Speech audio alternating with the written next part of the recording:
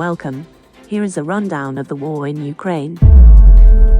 Deployment of Russian troops to Belarus fueling fears that Lithuania could be Moscow's next target. The recent deployment of around 9,000 Russian troops to Belarus has fueled fears that if Ukraine falls, Lithuania could be Moscow's next target. In the southwestern corner of Lithuania, in the town of Vistitis, they know their enemy well. Our Europe correspondent Siobhan Robbins has been taking a look at how the country is preparing for a potential Russian attack.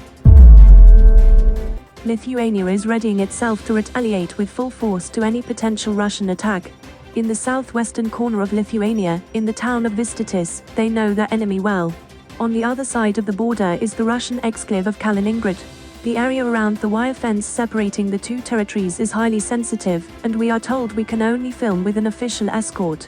A few meters away, we can clearly see the huts and buildings that make up the Russian border post.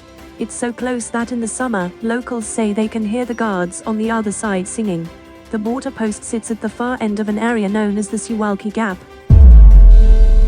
Ukrainian forces repel fierce offensive in eastern region, Zelensky says.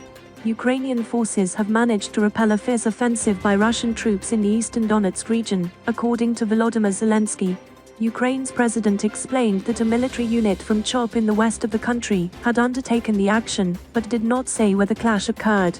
Today they stopped the fierce offensive actions of the enemy, he said in his nightly national address. The Russian attack was repelled. The president also said Ukraine's exchange fund had been replenished, meaning Russian servicemen had been taken prisoner. The fiercest fighting in Donetsk region has been around the towns of Bakhmut and Avdiivka. UN, Turkey and Ukraine agree on movement plan for 16 ships, after Russia pulls out of grain export deal. The United Nations, Turkey and Ukraine have agreed on a plan to move 16 vessels on Monday. The ships are currently stuck in Turkish waters after Russia pulled out of a UN-brokered grain export deal, following an attack on its Black Sea Fleet in Crimea.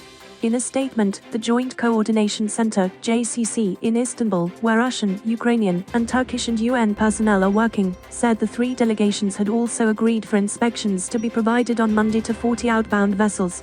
JCC said the Russian delegation was informed of both plans. Earlier, Ukraine's infrastructure ministry claimed a total of 218 ships have been effectively blocked from leaving the country due to Russia's decision. Turkey and the UN initially helped the two countries reach a deal on exporting grain through Ukraine's blockaded ports.